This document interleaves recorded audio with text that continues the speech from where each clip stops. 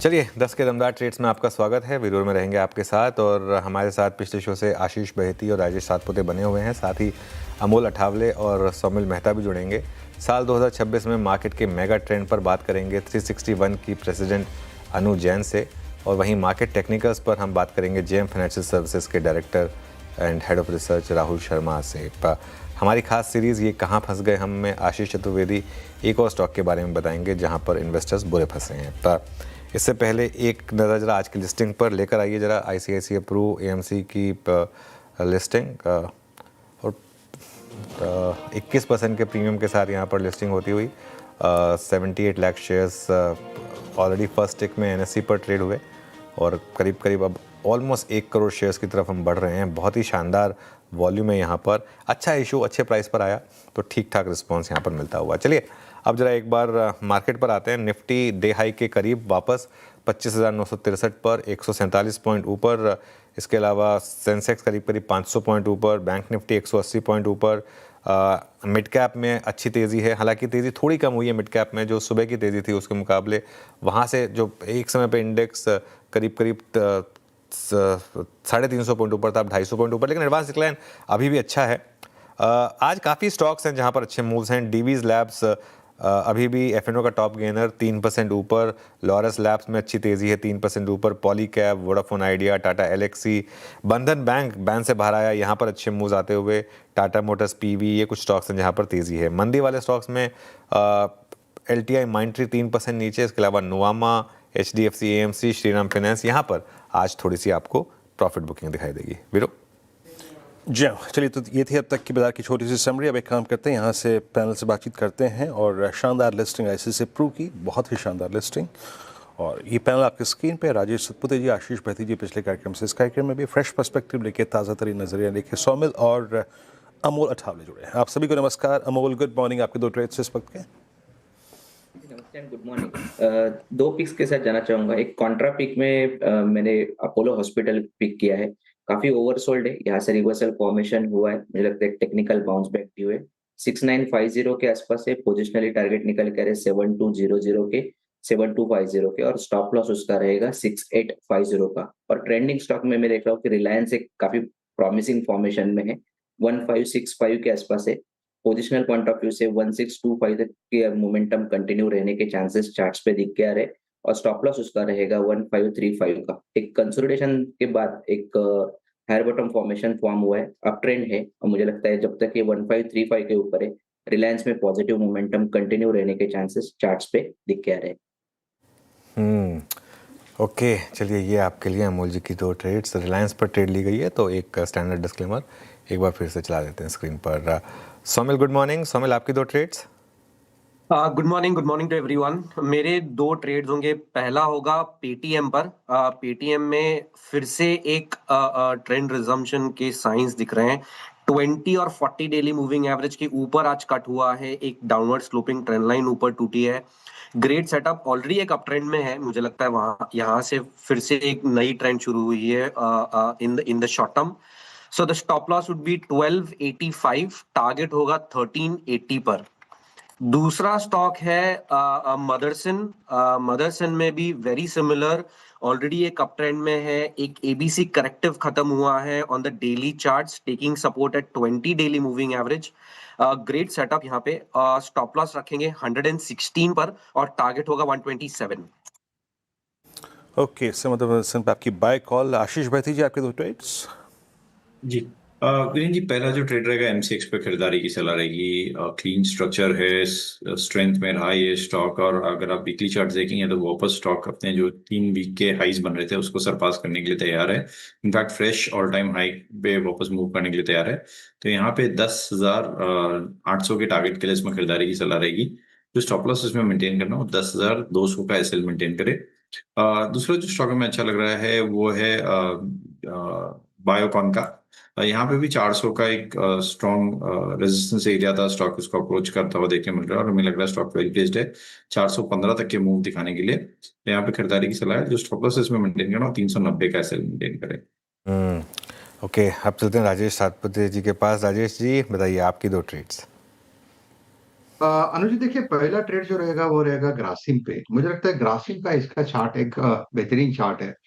2-3 दिन पहले यहाँ पे ब्रेकआउट था, थोड़ा कंसोलिडेट हुआ। आज मुझे लगता है जिस तरह से पैटर्न पैन आउट हो रहा है, यहाँ पे मोमेंटम कंटिन्यूएशन होगा। 2825 के आसपास है, 2810 का स्टॉप लॉस रखे, 2805 का रखे, थोड़ा सेफ हो जाएगा। और जो टारगेट होगा वो रहेगा करीबन 2860 से लेकर 2880 का। तो ग्रासिम मेरा टॉपिक रहेगा। सेकंड जो रहेगा वो मोमेंटम है, तो फोनिक्स में, फोनिक्स का आप चार्ट देखिए, बहुत ज्यादा स्ट्रेंथ है। 1800 के ऊपर शॉर्ट कवरिंग आनी चाहिए।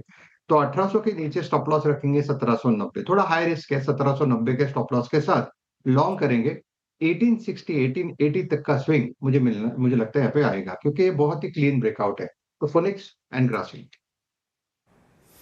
ओके, फिनिक्स और ग्रासिम आपके दो बाय कॉल हैं। अच्छा, एक बार आईटी में ही आप कुछ स्टॉक्स लिखे आइए जिनका साथ हमें एज ऑफ नाउ नहीं मिल रहा है, और आप रखिएगा स्क्रीन पे प्लीज़ ज़रा एचसीएल टेक्नोलॉजीज। और यहाँ पे जो उन्होंने एचपी एंटरप्राइजेस से जो टेल्को का सॉल्यूशन कारोबार खरीदेगी, आई थिंक ये जो करीब करीब कारोबार को $16 करोड़ में खरीदेगी, वो आई थिंक खबर थोड़ा सा बाजार को पसंद नहीं आई। स्टॉक डे लो पर ट्रेड करता हुआ टूवर्ड्स 20 डे में, तो यहाँ पे एक थोड़ा क्रैक है, और वो ही एक कारण है कि निफ्टी आईटी जो सुबह बहुत स्ट्रॉन्ग मूव के साथ खुला था, अब थोड़ा बैकफुट पे आता हुआ। और आईटी में क्या क्या सिंक हुआ है, कोफोज मिड कैप आईटी में सिंक हुआ है थोड़ा सा, और tech Mahindra, even tech Mahindra, तो आईटी थोड़ा सा प्रॉफिट टेकिंग मोड में गया। दैट्स द रीज़न अभी तक हम 26,000 की दहलीज में नहीं गए हैं। बाकी अब एक बार लेके आइए स्टॉक आप टाटा मोटर पैसेंजर व्हीकल 1.25% ऊपर 351 पे। सोमिल, मेरे ख्याल से मैं प्रश्न बहुत पहले पूछ रहा हूँ मैं, बट स्टिल आई मीन मेरी प्रीएम्प्ट करने की आदत है। But first time a 10-day positive crossover post I think 12 November, first time I think. कैसे रीड कर रहे हैं आप इस स्टॉक को? एक अच्छे रिवर्सल के चांसेस हैं क्या यहाँ पर? In the short term Veeru definitely एक चांसेस है, लेकिन अगर मीडियम टर्म की बात करें 2024 अक्टूबर से ये स्टॉक 200 डेली मूविंग एवरेज के ऊपर नहीं गया है। दूसरी बात, since last couple of months 20 daily moving average के ऊपर भी नहीं गया है। आज जो रेजिस्टेंस लिया है, जो हाई है which is very close to 20 daily moving average, I think we should wait. यहाँ पे चांसेस बहुत हाई है कि एक शॉर्ट टर्म का रिवर्सल मिले हमें, लेकिन 20 डेली मूविंग एवरेज के ऊपर अगर क्लोजिंग मिल जाती है तो the next target would be 368, और उसके ऊपर जाता है तो फिर next level would be 380। So positive side पर है। जो परसों का जो लो है विच इज 337, उसको ध्यान में रखे आप पॉजिटिव साइड पे सोचे on in the short term. लेकिन ये मीडियम टर्म में डेफिनेटली मैं सजेस्ट नहीं करूंगा। This is just a short term trade. Medium term का अभी तक कोई ब्रेकआउट नहीं है, रिवर्सल के साइंस नहीं है। ओके, एक बार रुपी लेकर आइए ज़रा। और अब हम 89.99 पर आ गए, और देखिए अब वापस 90 के नीचे सेटल हो रहे हैं, तो ये एक और थोड़ा मार्केट के लिए अच्छी खबर है। अच्छी रिकवरी रुपी में, और 89.99 अब मतलब कहाँ हम 91 हाफ तक पहुंच गए थे, कहाँ हम वापस 90 के नीचे आए हैं, तो ये एक अच्छी चीज़ मार्केट के लिए। चलिए अब 2026 के मेगा ट्रेंड की बातचीत करेंगे। 361 के प्रेसिडेंट अनु जैन हमारे साथ मौजूद हैं, उनसे समझते हैं कि वो क्या रणनीति बना रही हैं। अनु, गुड मॉर्निंग। 2025 काफ़ी विचित्र साल रहा। अगर आपने इंडेक्स में पैसा लगाया तो ठीक ठाक पैसा बना, बैंक निफ्टी में अच्छा पैसा बना, इंडिविजुअल अगर आपने पीएसयू बैंक्स या मेटल्स जैसे थीम पकड़ी तो बहुत अच्छा पैसा बना। लेकिन वहीं अगर आप मिड कैप और स्मॉल कैप में फंसे रह गए तो आपका पोर्टफोलियो आज शायद 22,000 के लेवल पर है। इस मार्केट में अब आपकी क्या अप्रोच है? और पहले तो बड़े इंडेक्स पर आते हैं, यहाँ पर क्या व्यू बन रहा है? हाय, गुड मॉर्निंग। हम एक ऐसे पीरियड से निकल रहे हैं जहाँ पे काफी चीजें 30-30 साल बाद चेंज हो रही हैं। आज सुबह जो बैंक ऑफ जापान ने फिर से रेट्स बढ़ाए हैं, जहाँ पे आप 75 बिप्स पे आ गए, और वो कह रहे हैं कि 2% पे लेके जाएंगे। ये पिछले 30 साल से ये था नहीं। It was free money coming in from Japan to wherever there was momentum. अब आपने जिस तरीके से पिछले 2 महीने हमने काटे हैं या 1 महीना हमने काटा है। जब मेरी आपसे पिछली बार बात हुई थी, we were sitting very positive कि हमें लग रहा था कि निफ्टी न्यू हाई बनाएगा, जो उसने बनाया वहां से। बट उस लेवल पे जाके जिस तरीके से हमने मिड कैप स्मॉल कैप में देखा कि सेलिंग आ रही थी या जो ब्रेथ था मार्केट का, काफी चीजें जो आपके मिड कैप 100 में या मिड कैप 150 250 पे नहीं आती हैं बट ब्रॉडर मार्केट में आती हैं, जैसे कि आप भी बोल रहे हैं, वहाँ पेन बहुत था। नाउ अगर आप सिर्फ वैल्यूएशंस पे जाएं तो निफ्टी का अगर आप 10 साल का वैल्यूएशन देखेंगे प्राइस टू बुक, वो 3.5 टाइम पे है, वो अभी भी 3.5 टाइम पे है। आप मिड कैप का देखेंगे तो वो 10 साल का प्राइस टू बुक 3 टाइम पे आता है, और जो आप अभी 4.2 पे हो। Price to book wise small cap उतना बुरा नहीं है, बट अगर आप ये देखोगे तो अगर momentum of money doesn't continue, और जिस तरीके से इस साल हमने एफआईआई का सेलिंग देखा है, जब तक वो रिवर्स नहीं होता है, अगर आप ये स्टडी स्टेट में रहते हो कि बाहर का पैसा नहीं आ रहा है, जो लोकल पैसा आ रहा है वो मिड कैप इंडेक्स में जाके उसको एक इस लेवल तक इन्फ्लेट कर दिया है जहाँ पे वैल्यूएशन वाइज कंफर्ट नहीं है, तो आई वुड से ये साल मिड कैप के ऊपर डेफिनेटली जो हमारी एसेट एलोकेशन कमिटी है उसको इस पे कॉशियस मोड है। उसका मतलब ये नहीं है कि ये कल गिर जाएगा, लेकिन यहाँ पे और इन्वेस्ट करना definitely is not the view.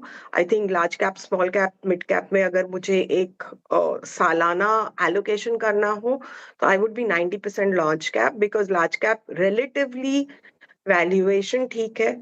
अगर दुनिया रिस्क ऑफ में जाता है जिसकी संभावना बढ़ती जा रही है, तो भी हमने, क्योंकि अगर आप लास्ट ईयर देखें कोरियन इक्विटीज ने 88% देखा है रिटर्न दिया है, यूएस इक्विटीज ने 18 18.5 दिया है, हमने तो 2.5% दिया, और अगर आप डॉलर टर्म्स में जाओगे तो हम और नेगेटिव हो जाते हैं। तो मेरे ख्याल से निफ्टी की इतनी मुझे कंसर्न नहीं है। आप प्रोबेबली अगर अर्निंग्स देखेंगे तो 10 से 12% का ग्रोथ हम निफ्टी में देख सकते हैं, बट जहां तक कि मिड कैप में है, I think I would be averse to risk out there. Okay, mid cap में एवर्स टू रिस्क का अनु, एक स्पेस जहां थोड़ा सा पेन रहा इस साल वो था आईटी लार्ज इंडस्ट्रीज में। वहाँ कुछ रिवर्सल के साइन हैं क्या? कल परसों में अगर आप देखें तो गोल्डन क्रॉस भी बना है। आईटी पर क्या व्यू, और अगर आईटी स्पेस में कोई आपके पिक्स हो तो वो भी बता दीजिए।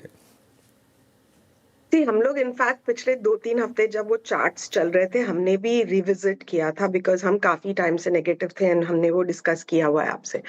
लेकिन जब हमने उसको चार्ट पे देखा, there was a disconnect between technicals and fundamentals, कि फंडामेंटल्स अभी तक हम बेसिकली ये पता करने की कोशिश कर रहे थे कि सिंस एआई ट्रेड हमने मिस किया है, कुछ रीपिविटिंग हमने टीसीएस से सुनी है, हमने बाकी कंपनियों से सुनी है, तो उसका इम्पैक्ट रेवेन्यू पे कब होगा। तो वो रेवेन्यू का इम्पैक्ट लगभग 1 साल तक तो कोई खास रेवेन्यू नहीं हो रहा है, लेकिन सबकी अब वो कोशिश है कि वो एआई की तरफ, एआई रेवेन्यू की तरफ बढ़े।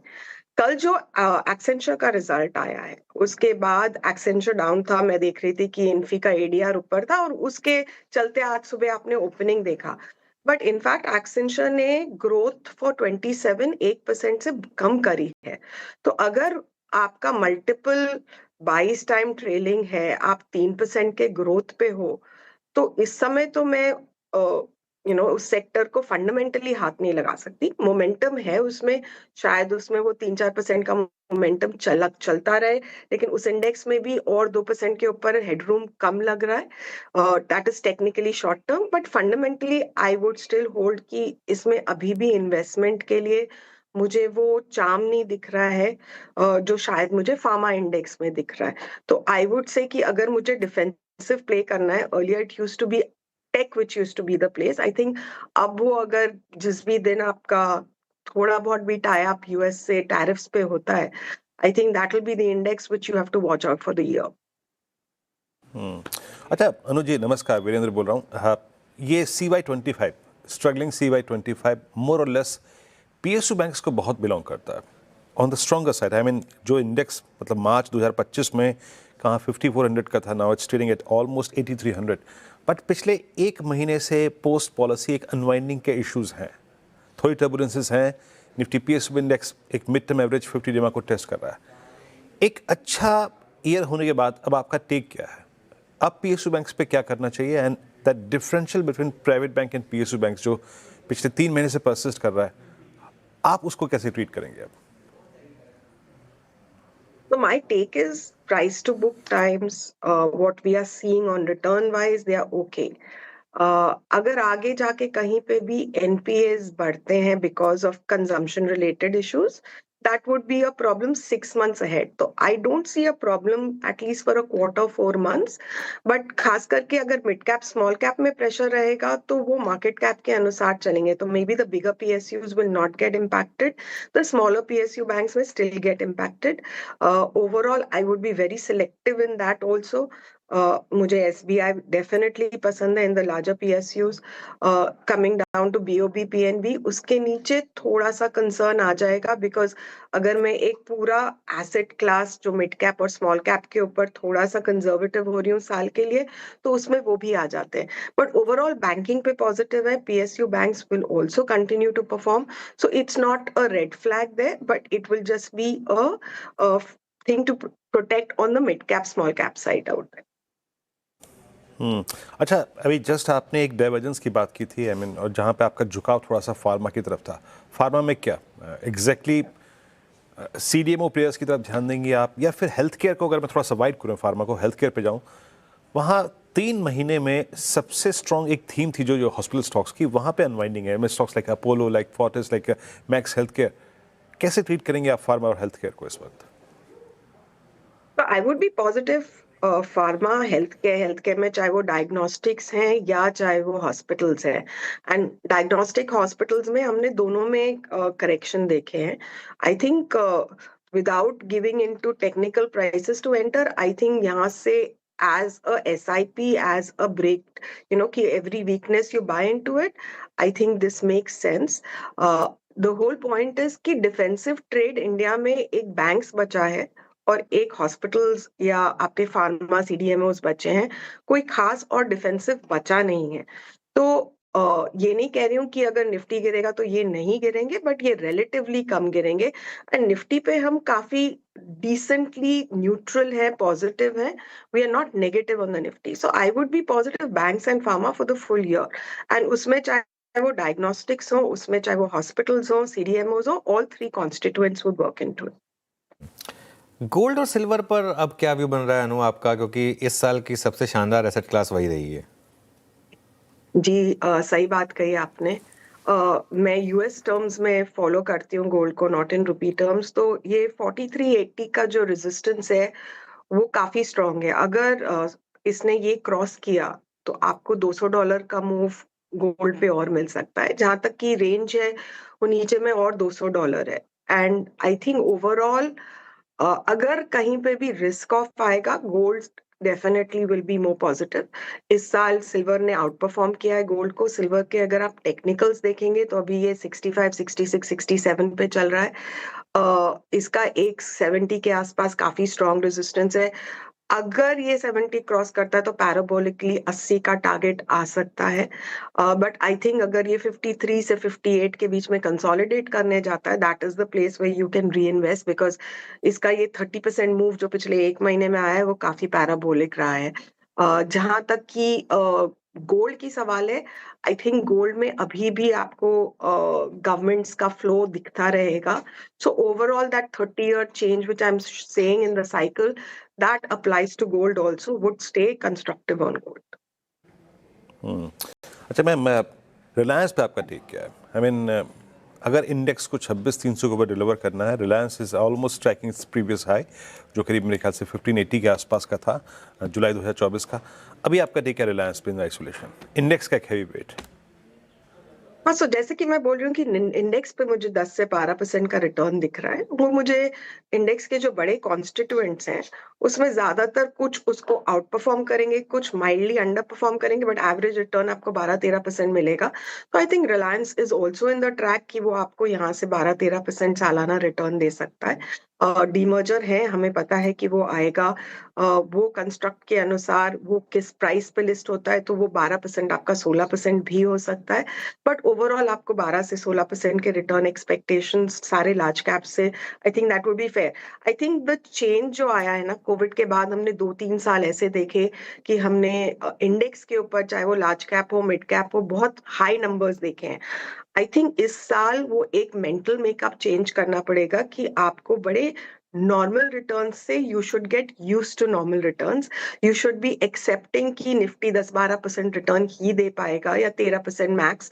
You should come to terms with it. जहां हम देख रहे हैं कि साइकोलॉजी के ऊपर वो वर्क करना है, बिकॉज निफ्टी विल हैव, एक साल आपको उसने फ्लैटिश रिटर्न दिए, एक साल और शायद आपको 11-12% दिख सकता है, and then it may start coming back to that 16-17% का trajectory. So I think it is better than last year for Nifty earnings, but it's not out of the blues कि आपको 20% के रिटर्न मिले. ऑल राइट, चलिए शुक्रिया अनु आज हमारे साथ जुड़ने के लिए, एंड आपको 2026 के लिए बहुत बहुत शुभकामनाएं. ओके, आगे बढ़ते हैं. अब जीएम फाइनेंशियल सर्विसेज के डायरेक्टर और head of research Rahul Sharma मौजूद हैं, उनसे समझते हैं वो मार्केट को कैसे रीड कर रहे हैं. Rahul, good morning. एक सेंस बन रही है कि राहुल जी कि ये थोड़ा सा मार्केट जो पेन झेला उसके बाद उस रेंज या उस लो को डिफेंड करने को तैयार है, या अभी भी एक डर रहेगा कि 25,700 टूट सकता है? नहीं अनुज, फॉर अ चेंज निफ्टी का डेटा आज पॉजिटिव है, निफ्टी का प्राइस एक्शन आज पॉजिटिव है, और नॉट ओनली निफ्टी, जो मिड कैप निफ्टी है वहां पर भी डेटा पॉजिटिव बन के आ रहा है. तो क्लियरली यहाँ पर लग रहा है कि निफ्टी 26,000 को क्रॉस करने की कोशिश करेगा. मुझे लगता है कि निफ्टी टर्म्स में लेवल्स की अगर हम बात करें तो आज 20 डे ईएमए को क्रॉस करने का अटेम्प्ट है, और जो पहला टारगेट निफ्टी का आता है 26,100 का आता है. तो अगले 2-3 दिन में मुझे लगता है कि निफ्टी का बायस पॉजिटिव रहना चाहिए. रिस्क रिवॉर्ड के हिसाब से अगर हम देखें तो मिड कैप निफ्टी का सेटअप काफी बढ़िया लग रहा है. मिड कैप निफ्टी में मुझे लगता है कि तकरीबन 14,100 तक के लेवल्स आपको अगले 2 से 3 सेशन में देखने को मिल सकते हैं. तो स्टॉप लॉस आज के अगर स्पॉट के हिसाब से देखें तो 13,700 का स्टॉप लॉस रहेगा मिड कैप निफ्टी में, और लॉन्ग पोजीशन यहाँ पर ली जा सकती है. तो इंडेक्स बेस्ड ट्रेडिंग करें. डेटा यहाँ पर पॉजिटिव बनता हुआ दिख रहा है, और बहुत दिनों बाद एक तरह से जो मार्केट का मूड है यहाँ पर ऐसा लग रहा है कि शायद मार्केट टिकेगा हायर लेवल्स. नहीं टिकेगा हायर लेवल्स पे, यहाँ से आपस स्विंग मिलेंगे. तो राहुल जी, अब वो जो 2 पिलर्स हैं जिसके चलते निफ्टी चलता है, आईटी और बैंक, अभी डिलीवर करने के सर्कमस्टेंसेस ज़्यादा किसके हैं? आईटी डिलीवर करेगा या बैंक्स? क्या बैंक्स थोड़ा सा यहाँ पर बैकफुट पे है, और ओवरऑल हमें लग रहा है कि बैंक्स में कंसोलिडेशन होता हुआ दिख सकता है. हालांकि सिलेक्ट पीएसयू बैंक्स में परसों के सेशन में अच्छी बाइंग देखने को मिली थी, लेकिन ओवरऑल आई थिंक आईटी यहाँ पर फ्रंट फुट पे रह सकता है. आज हमने देखा खुला ऊपर पुल बैक आया, लेकिन जो डेली चार्ट्स पर स्ट्रक्चर है आईटी इंडेक्स का वो अभी भी पॉजिटिव है, और हमें लगता है कि 39,200 तक के लेवल्स आईटी इंडेक्स में देखने को मिल सकते हैं, जो कि तकरीबन 500 पॉइंट इन लेवल से है. तो आईटी आई थिंक निफ्टी को सपोर्ट करना चाहिए, और ओवरऑल हमें लगता है कि बैंक निफ्टी का जो सेटअप है वो साइडवेज होता हुआ दिख सकता है. राहुल जी, स्टॉक स्पेसिफिक कहाँ आपको अच्छे मौके दिख रहे हैं इस समय? जी हाँ, 2 स्टॉक्स हैं जहां पर अच्छे सेटअप्स यहाँ पर बन रहे हैं. सबसे पहले बॉम्बे स्टॉक एक्सचेंज बीएससी में एक यहाँ पर रिवर्सल का सेटअप फॉर्मेशन हमें देखने को मिला है. हमें लगता है तकरीबन 2850 2900 तक के लेवल्स बीएससी में आते हुए दिख सकते हैं. पोजिशनल पर्सपेक्टिव से बीएससी को बाय किया जा सकता है. 2650 का स्टॉप लॉस लगाया और लॉन्ग पोजीशंस यहाँ पर लेके चल सकते हैं. साथ ही में भारत फोर्ज का सेटअप इंडिविजुअली काफी मजबूत है. पूरे वोलेटिलिटी में हमने देखा कि काफी साइडवेज रहा है इसका सेटअप, और अब हमें लगता है कि थोड़ा मार्केट का भी मूड इंप्रूव हुआ है, तो भारत फोर्ज में ब्रेकआउट देखने को मिल सकता है. 1422 के आसपास ट्रेड कर रहा है. कल का लो यानी कि 1384 का स्टॉप लॉस लगा है लॉन्ग पोजीशंस में, और हमें लगता है कि 1460 से लेके 1500 तक के लेवल्स भारत फोर्ज में आपको पोजिशनल बेसिस पर देखने को मिल सकते हैं. तो दोनों बाय रिकमेंडेशंस हैं, एक बीएससी जो कि मिड कैप का हैवी वेट है, और दूसरा भारत फोर्ज जो लार्ज कैप में अच्छा परफॉर्म करता हुआ दिख सकता है. चलिए, अब शुक्रिया राहुल जी बहुत बहुत हमारे साथ आज जुड़ने के लिए. Thank you very much. Okay, अब बात करते हैं हमारी खास सीरीज़ ये कहाँ फंस गए हम. इस सीक्वेंस में शायद एक अभी तक का लास्ट टॉक, उसके बाद देखेंगे अगर इसको कंटिन्यू करना है या नहीं. लेकिन इसमें आज हम एक बात करेंगे एक बहुत ही इंटरेस्टिंग कंपनी की, हेमिस्फेयर प्रॉपर्टीज़. जी हाँ, एक ऐसी कंपनी जो एक डीमर्जर के बाद लैंड स्पेसिफिक कंपनी बनी थी, लेकिन अपने हाई से करीब 50% ये स्टॉक टूट चुका है. आशीष से समझते हैं पूरी डिटेल्स. आशीष, बहुत लोग तो भूल भी गए होंगे स्टॉक को. गुड मॉर्निंग, बताइए मेरा कहानी. बिल्कुल, और ये स्टॉक ऐसा है जिसमें निवेशकों का पैसा भी डूबा है और साथ में समय की भी बर्बादी यहाँ पर देखने को मिली। बहुत लंबा इंतजार, एक होप इन्वेस्टमेंट था जो बिल्कुल काम नहीं है। और जैसे कि एक साल में देखें तो 26% है, लेकिन जब इसकी रैली आ रही थी तब ज़्यादातर निवेशकों ने इसमें खरीदारी की और उन स्तरों से अगर आप देखें तो तकरीबन 50% से ज़्यादा की गिरावट यहाँ पर इस स्टॉक में देखने को मिली। एक बार क्योंकि लोग भूल चुके हैं स्टॉक को, तो बता देता हूँ कि कंपनी का कारोबार क्या है। कारोबार तो कुछ है नहीं, दरअसल क्या हुआ था कि जो VSNL के लैंड एसेट्स थे वो इस कंपनी में डीमर्ज हुए, तो लैंड एसेट्स ये होल्ड करती है और लैंड पार्सल्स हैं, ज़्यादातर जो इनके लैंड पार्सल्स हैं पुणे के आसपास देखने को मिलेंगे। तकरीबन 740 एकड़ के आसपास का लैंड बैंक है। लैंड बैंक तो ठीक है, अब दिक्कत की बात यह है कि सालों से अगर आप देखें तो एक ही उम्मीद चल रही है कि लैंड बैंक का मोनेटाइजेशन होगा, बिकवाली होगी, बड़ा पैसा आएगा। लेकिन एक बार इसका रेवेन्यू का ट्रेंड दिखाता हूँ आपको, रेवेन्यू देख के मजा आएगा। रेवेन्यू का ट्रेंड स्क्रीन पर आएगा, आप देख सकते हैं रेवेन्यू तो है ही नहीं, कभी भी नहीं थी किसी भी क्वार्टर में, किसी भी साल में अभी तक कुछ भी मीनिंगफुल रियलाइजेशन यहाँ पर देखने को नहीं मिले। ये नंबर भी पढ़ने में अजीब सा लग रहा है। FY25 केवल 2 करोड़ की रेवेन्यू है, उसके बाद तो अगर आप देखें तो नेग्लिजिबल, आप इसे जीरो ही समझ सकते हैं। रेवेन्यू अभी तक कंपनी ने क्लॉक नहीं की है। बिल्कुल इसके पीछे कारण एक ये भी है कि दरअसल अगर आप देखें तो इसी अक्टूबर में, इसी साल में अगर आप देखें तो कंपनी ने अपडेट देकर ये बताया था कि पुणे में एक लैंड बैंक के बेचने वाले हैं और उसके लिए ई ऑक्शन करेंगे। और हैरत की बात यह है कि इस ई ऑक्शन में 0 बिड्स मिली, एक भी बिड यहाँ पर देखने को नहीं मिली। ये बात ज़रूर है कि लैंड बैंक है कंपनी के पास, लेकिन पुराना लैंड बैंक है तो इंक्रोचमेंट भी होते हैं, लिटिगेशन, लीगल प्रोसीडिंग्स, काफ़ी कुछ होता है और एक भी बिड ना मिलना, इसके चलते अगर आप देखें तो इसमें निवेशकों का सेंटिमेंट और ज़्यादा खराब हुआ और स्टॉक अगर आप देखें तो लगातार गिरावट इस स्टॉक में नज़र आ रही है। शुक्रिया आप आशीष। तो ये आज का एक और स्टॉक जहाँ पर निवेशक फंसे हैं। जिस नोट पर इस शो को रैप करेंगे, मार्केट में थोड़ी सी कंसोलिडेशन 25,950 के करीब। ऐसा नहीं कि 25,950 से हम कोलैप्स हो रहे हैं, लेकिन हाँ, हाई 25,970 का था। अब देखते हैं फर्स्ट आवर का हाई और लो आपके सामने है, 25,880 का लो, 25,970 का हाई। देखते हैं किस तरफ मार्केट निकलेगा। टाटा एलेक्सी में एक ब्रेकआउट आ रहा है। मीन बाय टाटा एलेक्सी लेकर आइए एक बार जरा स्टॉक, डे हाई पर इस समय ये स्टॉक का। चलिए इस शो को यहीं समेटेंगे, इसके बाद श्रेया और कंचन आपके लिए लेकर आएंगे ट्रेडर्स हॉटलाइन।